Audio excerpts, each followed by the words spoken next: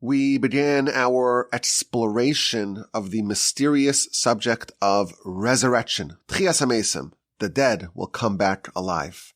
This is the 13th principle of the 13 principles of faith as codified by Rambam, and we learn that the dead will live once again. And last time we mentioned how it's a very foreign concept for us, and it's one that we need to get more accustomed to. And last time we poked around a little bit, and we spoke about maybe some ways to think about it. We spoke about how sleep, go to sleep at night, and your soul departs to a certain extent. The Talmud says that sleep is a 60th of death. And then in the morning, if sleep is a 60th of death, well, then maybe waking up in the morning is a 60th of resurrection. And that's maybe one way to think about it.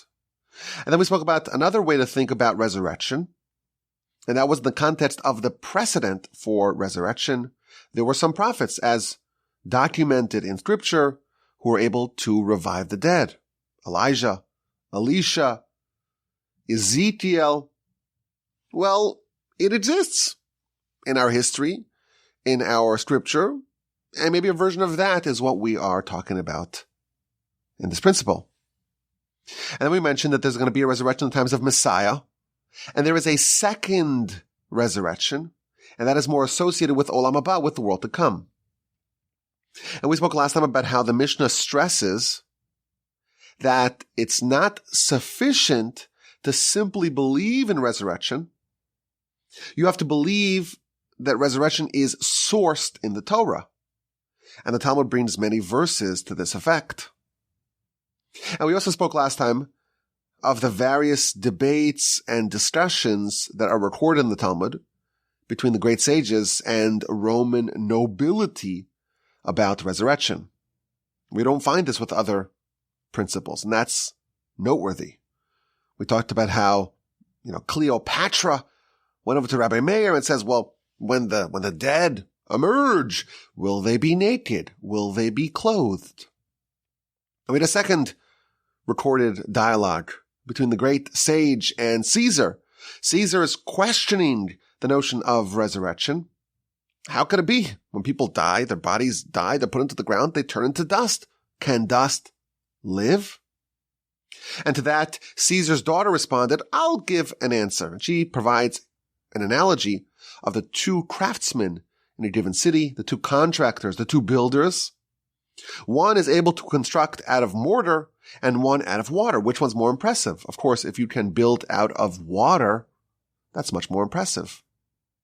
Well, today, God forms humans out of fluid, out of water, out of the biological matter that makes humans. That, objectively, is harder than taking dust and fashioning them into humans.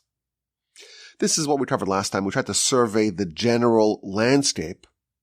As we mentioned, there's not a ton of sources, and it's very mysterious. And it's almost as if it's designed to be unclear. The sources are opaque, and they don't spell it out in an organized fashion. We have to work really hard to try to plumb the depths of what our sages are telling us. And that's what I want to do today. Today I want to probe the subject a bit deeper and to try to get to the heart of the matter. Before we unpack the specific details, the application layer of resurrection, I want to try to get to the essence of this principle, and then we will proceed outwardly from there. Today we're going to try to address this idea, this principle, the essence, the heart of this matter from a few different angles. So let's begin. Many of the commentators are puzzled by this principle. Rambam is organizing the framework of our religion into 13 distinct principles. If you have these 13, you have this religion. If you want to be ideologically a Jew, you have to understand, know, and believe these 13 principles. And each one's necessary, and each one is independent of the others. Many of Rambam's contemporaries are puzzled by this one, resurrection. Why does this need to be a standalone principle? We know, we learned, we read that resurrection exists at some point, in some capacity, in messianic times. So why can't this just be a detail in principle number 12, the principle of Messiah? We also learned that there's another kind of resurrection that is more associated with Olam Haba. Well, maybe that could be a detail in principle number 11, the idea of eternal reward and punishment. So what's the unique principle being conveyed over here? That's what I want to address today. It turns out there is something unique and very different about this principle that differentiates it from all other 12. So as we mentioned, the Mishnah stresses, it tells us all of Israel is a portion of the world to come. And these are the exceptions. And the first exception is Ha'omer ein tchias hamesim min Torah. Someone who says that there is no resurrection from the Torah. In the preceding 12 principles, which are all equally fundamental, you need all 13. In the preceding 12, we don't have this stipulation. We don't have this addendum that you have to believe it from the Torah. It doesn't say you have to believe in Messiah from the Torah. You have to believe in Olam Haba from the Torah. You have to believe about God being one, God being not corporeal from the Torah. This is not an incidental aspect of this principle. It's quite central to it, as we shall see. The principle itself, it's not just a belief in the concept of resurrection.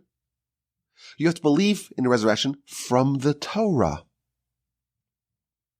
Now, what does that mean? What does it mean? Resurrection from the Torah. And why do none of the preceding 12 principles have this stipulation? Here's the deep point. Resurrection, this principle number 13, is supernatural. It is not something that can be explained, experienced, understood from any of the natural systems that we are familiar with. You cannot use your logic and your understanding of nature and the principles of physics to understand it. And this is the only one of the 12, of the 13, meaning in contrast to the preceding 12. It's the only one that you cannot arrive at it via some sort of experiential or logical deduction. Resurrection is from the Torah. It's supernatural. The preceding 12 principles can be derived from logic. It might be hard. You might have to think a lot. But a pondering, thinking, truth-seeking person can arrive at a certain realization that these principles are all true. God exists, and he precedes all, and God is singular and all-powerful and omniscient and not corporeal and worthy of our prayer, and he communicates with us the concept of prophecy, and he gave us a Torah. He told us how to live, and that was done via the father of all prophets, and the Torah doesn't change, and there is reward and punishment, and there's Messiah, there's this idea of the world coming to its perfection. Theoretically, the preceding 12 principles, you don't need the Torah to arrive at. The 13th, resurrection. It demands that we believe resurrection from the Torah, because the only way to arrive at it is via the Torah. There is no experiential, there's no logical way to substantiate this belief other than it being from the Torah. Now, Rambam himself, in his primary works, gives very, very little detail to this principle. But he also wrote another work called Igeres Tchias HaMesim, the epistle, the letter of resurrection. In it, he fleshes out more of his understanding of this principle. And he very clearly differentiates between all the other principles and this one. This one is a mofes. It's a wonder. It's something supernatural. And it's something that exists outside of the parameters of natural reality. And there's no proof to it from logic.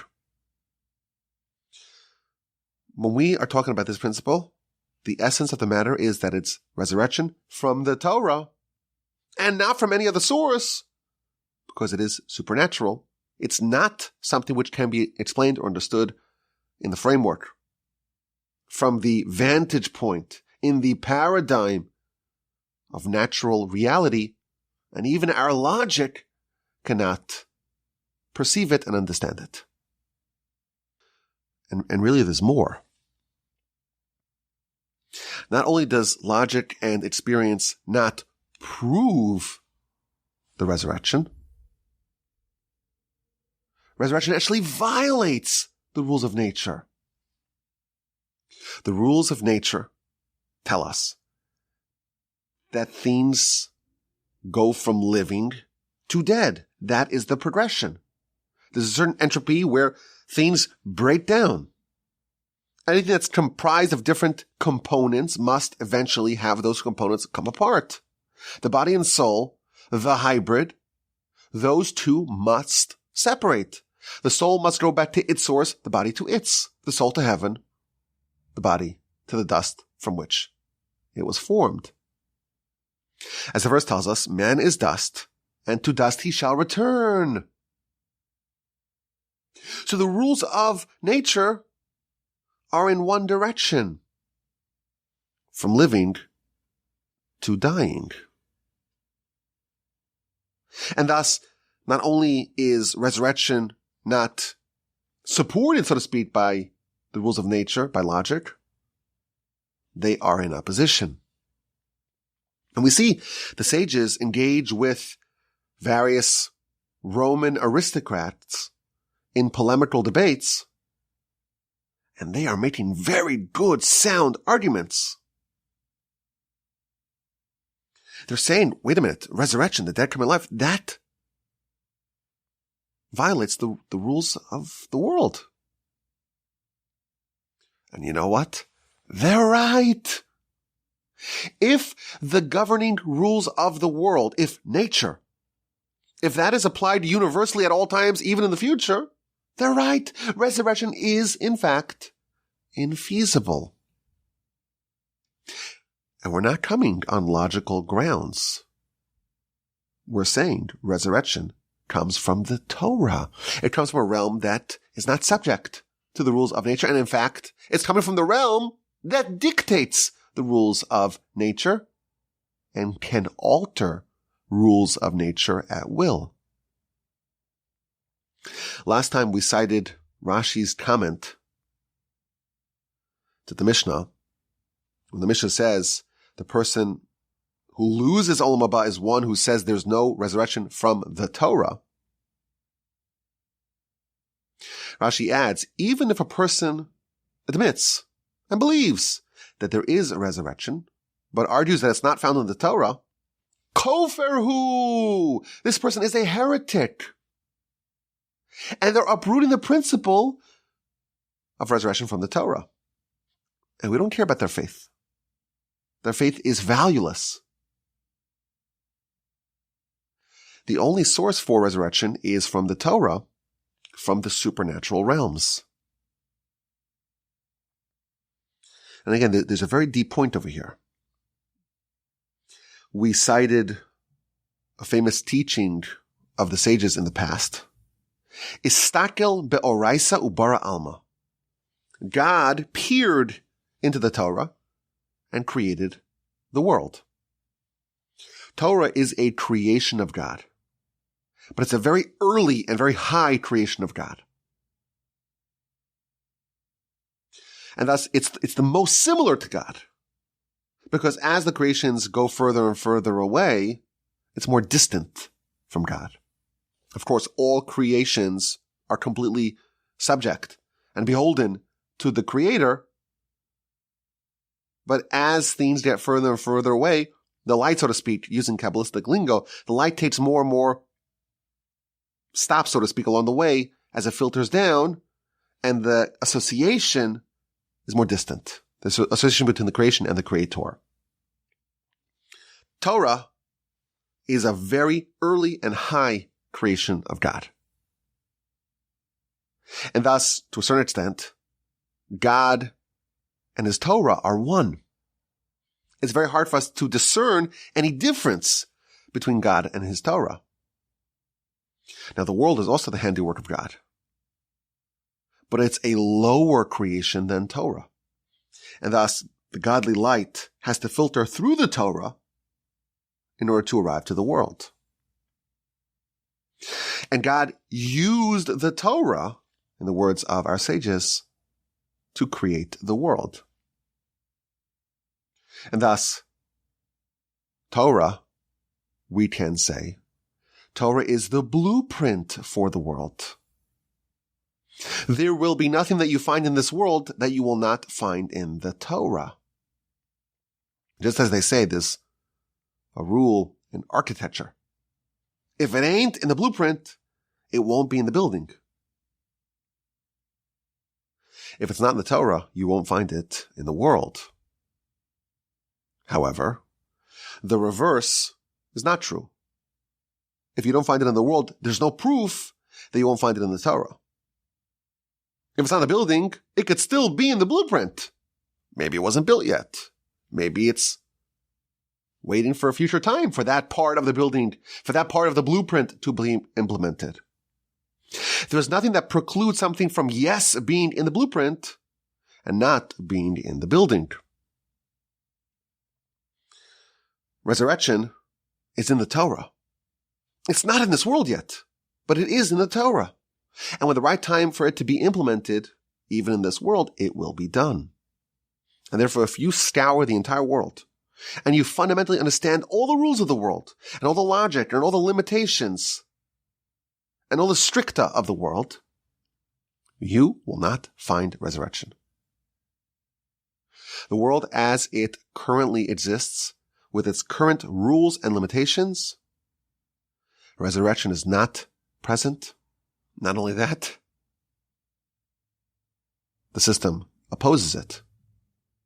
It is against the nature of the world as it currently stands. But how does nature work? How was nature created? Who dictated the limitations of nature? What is the governing rules of nature? That you can find in the Torah. God used the Torah to create nature. Torah is a higher creation than the world. And thus, if you find resurrection in the Torah, it doesn't matter that you don't find it in this world, because the Torah is not subject to the rules of this world, to the rules of nature. The opposite is true.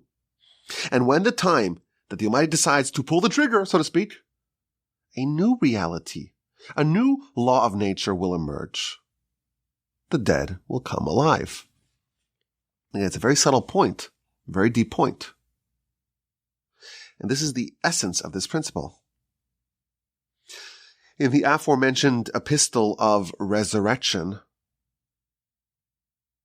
Rambam speaks about this specific point.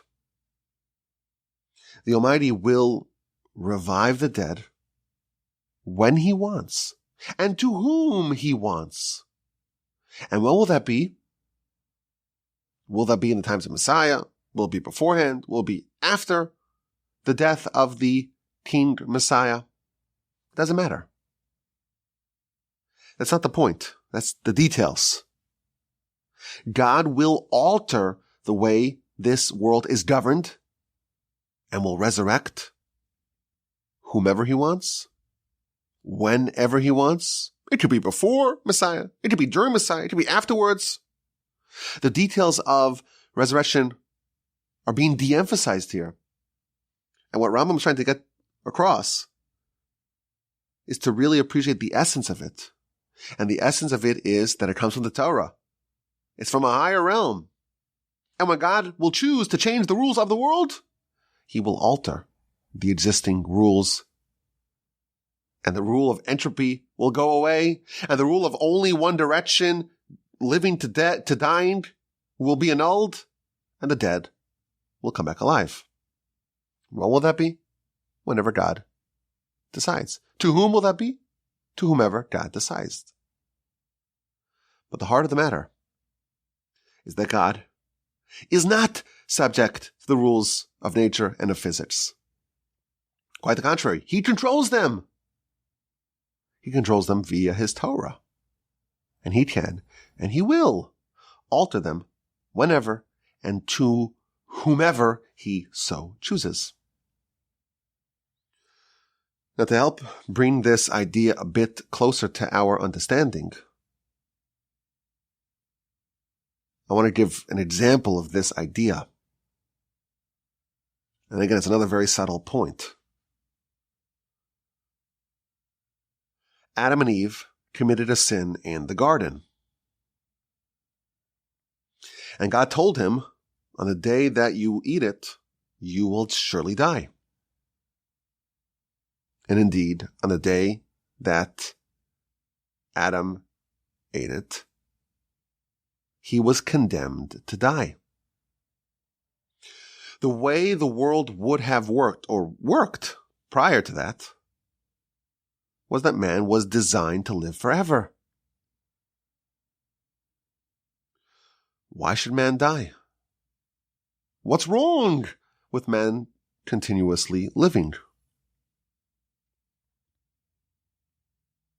That was the plan, but the sin changed it. The sin altered the nature of the world. And thenceforth, man has to die. The governing rules of the world changed with that sin. And you know what? Resurrection. Resurrection from the Torah. That is when the governing rules of the world will change yet again. And yes, if you look at the world today as it currently stands, the living die, and the dead don't come back alive, they remain dead. When God decides to change the rules of the world, the dead will come alive. Whomever God wants, whenever God wants. Resurrection is from the Torah. It is not subject to the rules, to the limitations of this world as it currently exists. That's the essence of resurrection. Now, to approach this from a different angle, in the Amidah prayer, the Shemona Esrei, you'll find a bunch of references to the resurrection in the second blessing of the Amidah prayer. Now, the name, every blessing of the 18 blessings, and then a 19th one was added, every blessing has a title, a name. And this blessing is called Gevuros, the might of God. And the blessing states, Atadibor, you are mighty. You are forever, eternally mighty, God. Mechayeh mesim, you give life to the dead. And then there's an interjection about rain. In the summer, you talk about the dew. In the winter, you talk about the wind and the rain. And then the prayer continues. God sustains life with kindness. Mechayeh mesim, God revives the dead with great mercy. God supports those who are falling. God heals those who are sick. God releases the bound. God fulfills his faith to those who are sleeping in the dust. Who is like you, one capable of mighty feats, who is similar to you, a king who kills, makes people die, and brings them back alive, and sprouts redemption. And again, we have v'ne'emanata, you are trustworthy to revive the dead. Blessed are you, Hashem, the reviver of the dead. For those who are counting, it mentions resurrection 5 times and maybe 6 times, because it says he fulfills his trust or his faith in those who are sleeping in the dust, which implies they're sleeping in the dust, but they're going to wake up from the dust in resurrection. So maybe it's 6 times. But in this same blessing, it talks about rain, it talks about sustenance. It emphasizes that this is related to faith. And again, this is in every single Amidah prayer, 3 times a day, 4 times on Shabbos and festivals, 5 times on Yom Kippur. Every single prayer that we do has this entire blessing that's mostly dedicated to the resurrection. And in it, we talk about rain and sustenance, and it's manifested as a matter of emunah, of faith, and it's called the might of God. And it's not clear what this blessing is really about. And the commentaries all tell us, they all universally agree that these blessings are about God's might. This is about the things that are in the hands of God to the exclusion of anyone else. And the commentaries cite the Talmud.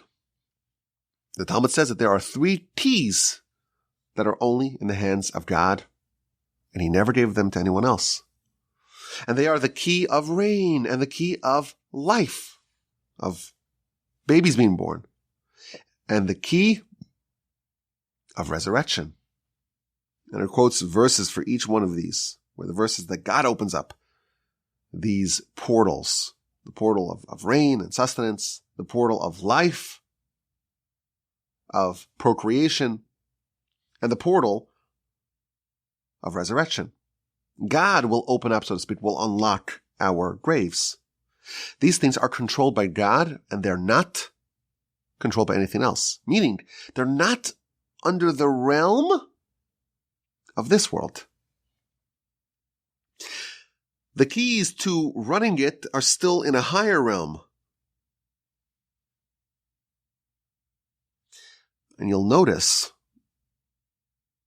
that in a lot of the discussions about resurrection in the Talmud, there are comparisons between resurrection and the rain cycle, and the planting cycle, and the agricultural cycle, and resurrection and babies being born.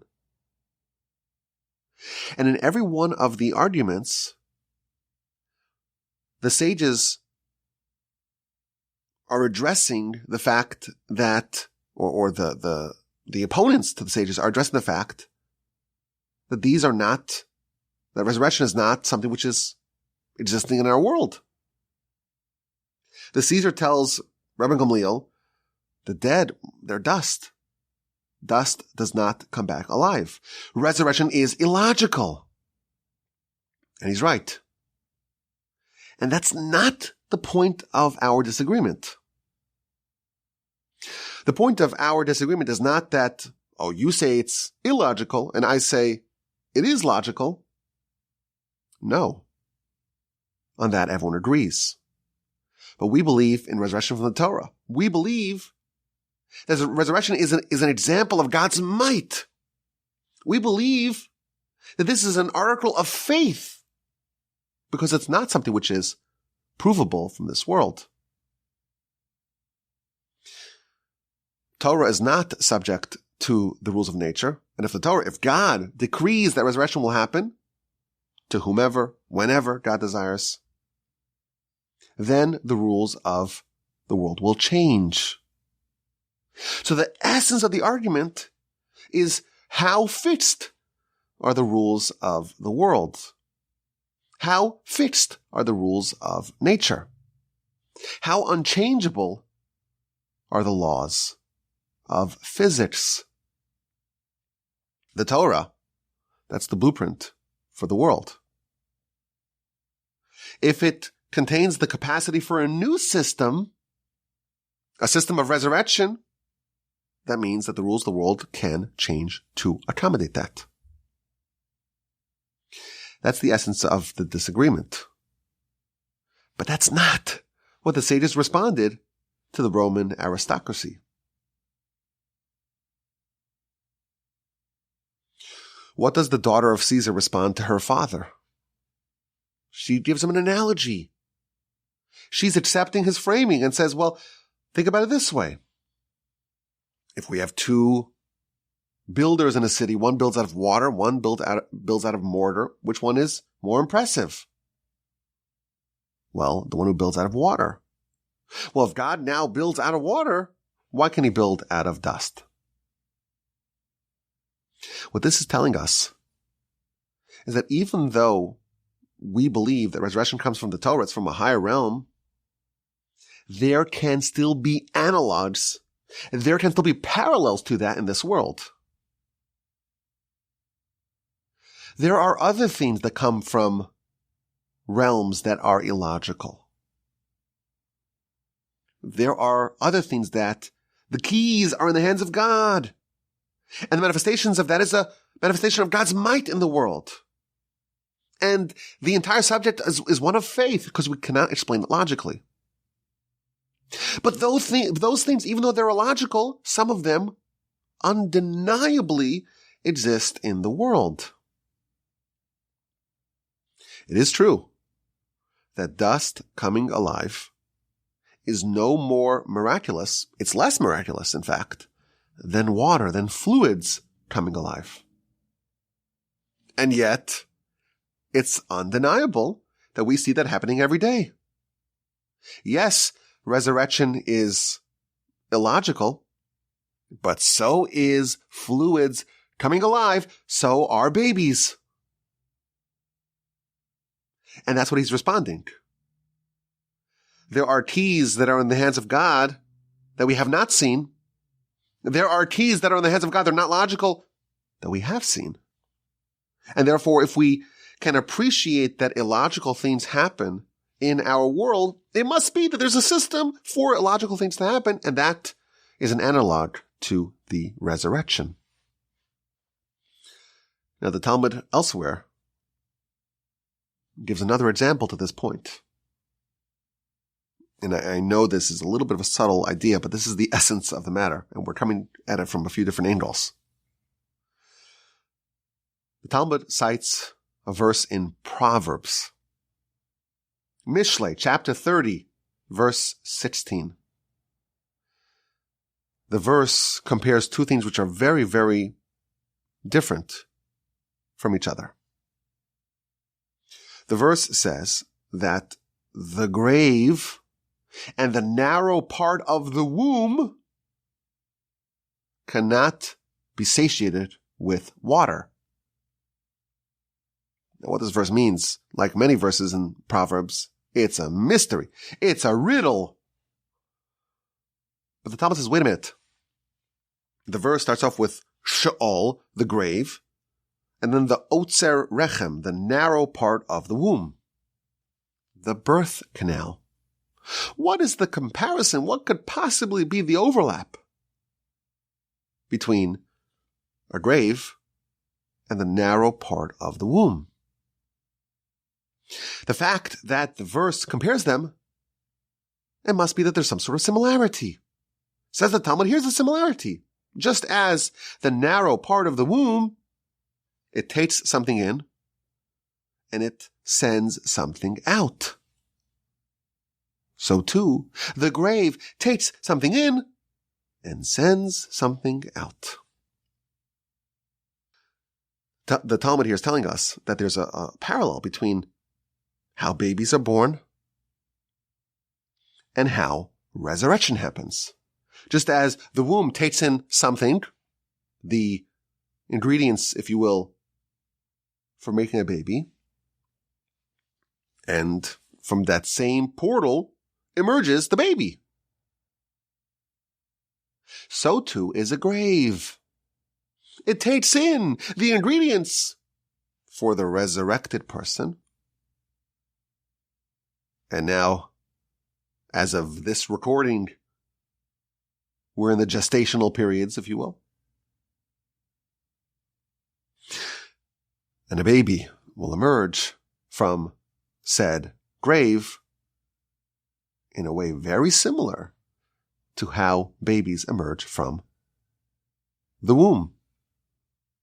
Concludes the Talmud, from here you have a response to those who say there is no resurrection from the Torah.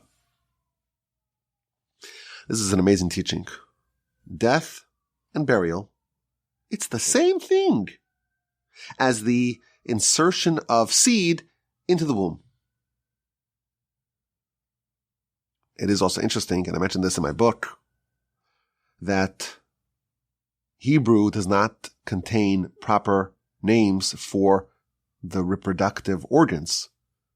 And instead there are euphemisms employed in the literature.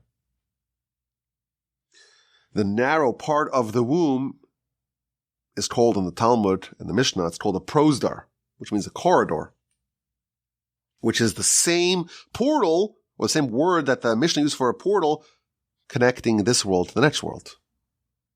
Oh, and the uterus, the actual womb, it's called a kever, which is the same word for a grave. Again, that's not a coincidence. That's another reference to this point that all these keys in the hands of God, these expressions of God's might, these things that we can only believe because they don't make any sense to us, these are parallels to each other, and we can deduce and glean and become comfortable with a notion of resurrection by examining other illogical things that happen that are manifestations of God's might, that are examples of God's, so to speak, the areas that he has keys to at play. Now, if you read this Talmud simply, the Talmud concludes that from this verse, the verse in Proverbs, chapter 30, we can refute those who say that there is no resurrection from the Torah. Now, the word Torah strictly means the 5 books of the Pentateuch: Genesis, Exodus, Leviticus, Numbers, and Devarim, Deuteronomy. Proverbs is not in the Torah. It seems like the Talmud says that this is proof that resurrection is from the Torah, but it doesn't cite a verse from the Torah. How is this a proof? Again, this gets to our central point. When the Mishnah says that this principle is, someone who questions this principle, someone who says that there is no resurrection from the Torah, it doesn't mean that there's no proof of resurrection in the Torah. It means that as well. But it means that resurrection comes from the realm of Torah, from a supernatural realm. It comes from a world that is above the rules of this world. Now, there's a very famous piece of Rambam where he addresses the flaws, the weaknesses in Aristotle's thinking. He says that Aristotle would reject anything that is supernatural. And the Rambam brings a disproof, a refutation of Aristotle with this example. He says, if you knew all the rules of the world, all the laws of nature, all the laws of physics, but you never knew how babies came into existence, you never saw a pregnant woman, and someone tried to persuade you that the way babies come into existence is they inhabit the insides of a woman for 9 months, and then they come out alive. You would never believe that, because it's just not possible. It violates the rules of our world. It's not possible to exist inside another person's body. You would suffocate. It's illogical, yet it is undeniable. And from this one example, we can see something existing in a supernatural way, and this can be ported over, and this can help us understand or become comfortable with a general notion of things that are not logical, yet existing because they are a reflection of the keys of God. When Cleopatra asked the great rabbi to explain resurrection and whether or not the ones who emerge, will they be clothed? Will they be naked? He responds with an analogy of the wheat. The wheat goes in naked, and it emerges with lots of layers of chaff. It is clothed. And certainly, the righteous who are buried with clothing, they will emerge with clothing. This is another example of what the sages are doing here. They're taking another analog to resurrection, something which is illogical, yet undeniable, a manifestation of something which exists in our world, but we cannot control it, meaning it doesn't follow the rules of nature, yet it's here. It doesn't make sense to us. There's no way that we can explain how you take a seed and you put it in the ground, you bury it, if you will, and it begins to rot and decompose. It's following the laws of entropy. It's going from living to dying. And you dig it up after a couple of days, and it just got worse. No logic dictates that it should spring to life, and that it should proliferate. And one little seed gives you a whole apple tree with tons of apples and more seeds for future apple trees. It's not logical. We have no way to explain it. Yet it is undeniable. It's not from our world. God has the keys to it. But we see it in action, and we believe in it, and that can help us grow comfortable with ideas being illogical yet true. Yes, they contradict the way the world works currently, but we have faith. We believe. We acknowledge that there's another system, a higher system, and we see parallels to that system in action, and that's our relationship with the resurrection. If someone just believes in it but doesn't accept that, Rashi says he's a heretic, because that's not the belief. The belief is to believe in resurrection from the Torah. Every act of planting, our sages tell us, is an act of faith. That doesn't mean that you cannot be a heretic, an atheist planter. That means that when someone does something and they cannot explain, there's no logic, there's no rules of this world that can explain how the expected result is going to be what they want, and they do it nonetheless, that's the realm of Emunah. That's why when we talk about this second blessing of the Amidah, it's all about the faith that we are displaying in all these areas, in rain and the agricultural cycle and babies being born and in the resurrection.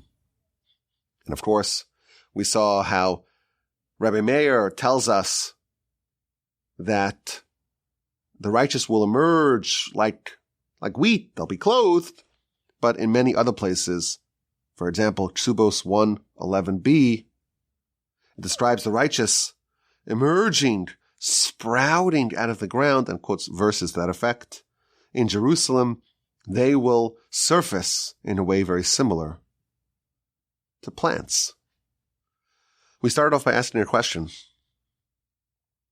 Why is resurrection a standalone principle? If it's just, hey, this is a feature of Messiah, this is a feature of Olam Haba. It's not a feature. It's a standalone principle. And the principally is about the notion of God being in control in ways that are not explainable by our world. It's about the dominion of God and his complete mastery over the world and has complete control over the world. And in his Torah, he tells us that at some point he will change the rules of the world and he will revive the dead. And Rambam himself tells us this in his aforementioned epistle. He says that someone who repudiates this principle is effectively repudiating the notion of the supernatural, is effectively repudiating the notion that God controls nature and that God gave us the Torah. That's the principle. God exists, has all the power, is not subject to the world. The Torah is not subject to the world. And this world and its rules can be altered by God effortlessly. Now, this is going to help us as we get into the next phase, if you will, or into some of the next phases of our studies. For example, Rambam, in his writings on this principle, he stresses that resurrection is only for the righteous. And then the full citation that he quotes is that, well, rain is for everyone. Resurrection, that's only for the righteous. If you just read that on its face, it would make no sense to you. What does rain have to do with resurrection? What he's telling us is that when God deploys this higher level, this supernatural, this illogical way of treating the world, the keys that are in the hands of God to the exclusion of anyone else, when it comes to rain, that's for everyone. When it comes to resurrection, that's only for the righteous. But it also gives us maybe somewhat of a framework of what we need to do if we want to be righteous and to be eligible for resurrection. How would someone qualify? What do you need to do to become eligible for resurrection? We now see a framework for that. Resurrection is the birth to the burial at death. It's like death is the implanting of the seed in the grave / the womb through the birth canal. And then something will happen. And then the righteous will emerge as a baby does. You cannot plant apple seeds and expect tomatoes to grow. If we understand what life is about after the resurrection, we'll understand what we need to do today to make ourselves into a seed worthy of that life. So this is not just an idea, an eschatological thing to think about. It can be very practical for us in our lives. Because if you're listening to this, you have yet to be planted in the grave, right? And that means you still get to determine what goes into said planting. And that's what will emerge in the future. So if we understand what kind of people the Rambam means by righteous, they are the ones who will emerge, and we could extrapolate from that, well, okay, what would a seed of that look like? We know what we would need to do to be eligible. And of course, that's part of the details that we hope yet to cover. We will try to understand the details of resurrection as best as we can. But the essence of the matter is that resurrection is from the Torah. It's from a higher realm. It's not logical, but there are parallels. There are analogs. There are other things like rain, like agriculture, like having a baby that are not logical, yet are undeniable. And that can help us understand more about how this whole idea, this whole realm of government, of God via his keys works. Now, again, there's a lot to cover. We wondered last time, why are there so many proofs from the Torah? The Talmud could have brought one proof for resurrection, and that would be sufficient to prove that the resurrection is a principle that's featured in the Torah. And it brings more than a dozen. We spoke last time about how one of them is Aaron. He's going to be a recipient of our tithes. And about the forefathers, that they're going to be in the land. And about the notion of eternal life. It seems to me that when the Torah is outlining all these different realms or elements or aspects of resurrection, each one of them is not just a proof to the general notion of resurrection, but to what this actually means. What is this illogical thing that we will hopefully one day get to witness? If each one of them tells us a different element, then that is actually revealing not just that this exists in general, but the details and the specifics that we will hope, please God, to explore. We talked about how part of this principle is going to be featured in times of the Messiah. Part of it is for Olam Haba. Part of it is about judgment. There is a lot of exciting subjects upcoming, and I am looking forward, please God, to studying them with y'all in good health and in great spirits. I hope you enjoy. I know it's a little bit of a subtle message I'm trying to convey today, but I think it's what our sages are telling us. Resurrection is from the Torah. It's from that realm that's above the realm of this world. And the sages had to encounter the Romans who were making very sound arguments because they were using a different framework. And the rabbis tried to respond by bringing the notion of the illogical yet undeniable to bring it a bit closer to their understanding. Once we understand the principle, now we can move outwardly to see, okay, what are the applications? How does this play out? And hopefully, please God, we will round out our understanding of principle number 13, the idea of resurrection of the dead from the Torah. I'm looking forward to your questions, your comments, and your feedback. My email address is rabbiwalby@gmail.com.